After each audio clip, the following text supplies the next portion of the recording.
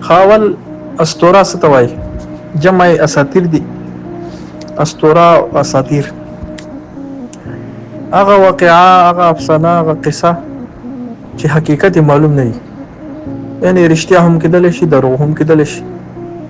نو ځکه د کفارو به دا ویل چې یاره دا قرآن کې چې کومې واقعې راغلي یا کوم څیزونو ته اشارې، هغه نه ویل چې دا اساطیر الاولین دي، یا مخکې دغه نه مخکې خلکو چې هغو ته اسلام به بیانېدل نو هغه به ویل چې دا اساطیر دي. خو په پښتو ادب په شاعري کې موږ اساطیر لکه اوس موږ سره د خیالي مرغه چې قوقنس ورته څوک وایي، څوک ورته اول څه نوم ده، دوه درې نومونه دي. نو هغه قوقنس چې دا اوس اساطیرونه ده، یا هغه مرغۍ هما چې په سر باندې تیر شي بیا داسې واسي بادشاه جوړیږي، نو دا اساطیر دي ټول.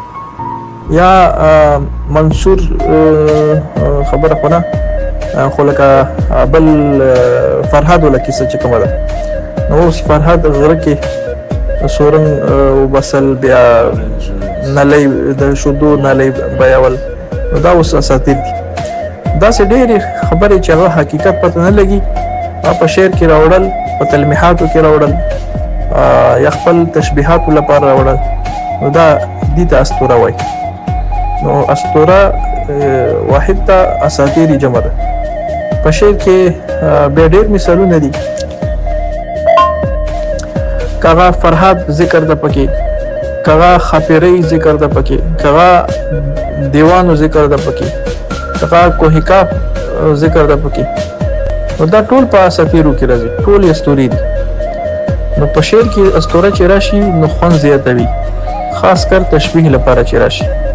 نو که چا سره تشبیهات مثالونه وي نو ملګری دی زما میسج واوري، نو بیا چې کله تصور راسي نو هغه ځان سره دی راوړي.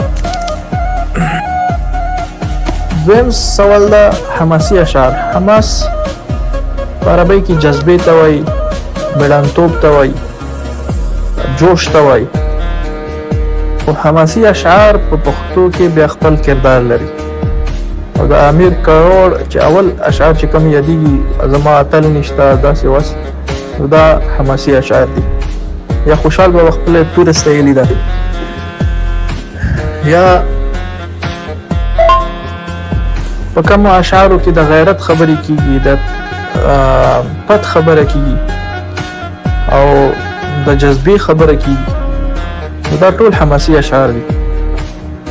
نو دا پښتنو سره، پښتنو تاریخ سره حماسي اشعار بالکل تړاو لري. او د دې پیژندنې لپاره مونږ ته دا بس کافي ده چې مونږ وپېژنو چې دا حماسي اشعار څه ته وایي. یا که چا سره مثالونه وي نو هغه دی کولی شي چې مثالونه راوړي. حس امیزي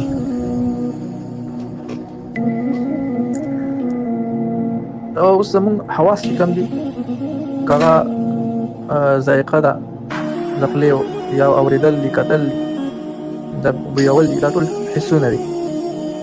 حس امیزي بیا داسې دي چې یو حس او ذایقه چې کومه ده، ذایقه دا سترګو ته منسوبه کړي. یو حس اثر چې کوم وي، یو خوبۍ چې کوم وي، هغه بل حس ته منسوبه کړي. نو دا چې څوک حس امیزي نه پېژني نو هغه وایي چې دا غلطي ده. لکه مې په سترګو وخوړل، نو خوړل چې کوم ده دا د خولې کار ده، د ژبې څکلو کار ده. خو دلته شاعر وایي چې په خوله مې وخوړل، په خوله مې وخوړل، او یا په غوږونو مې وکتل. نو دا یو حس بدلول، د حس خوبۍ بدلول بل حس ته وربخاري، دا حس امیزي وایي. او دا په تشبیهات اشتهارو کې راځي. لکه څوک وایي چې ستا خبرې خوږې دي. خبرې څنګه خوږې دي؟ خوړل خو نشي کړی. خوږوالی صفت څوک به ته معلوموي، نو هغه ذایقه ده. خو دلته مراد ده چې ستا خبرې په ما ښې لګي. نو خوږوالی چې کوم و د خولې صفت و، دا یې غوږونو لپاره موجود. یا داسې نور مثالونه به هم وي په اشعارو کې ډېر. خوشحال بابا اشعار ما چاته لیدلی بهرحال یا داسې په کتو دې نه مړېږم نو مړېدل چې کوم صفت ده دا د خولې ده خو موږ د سترګو لپاره نو دا لاندې مثالونه په نثر کې او په شعر کې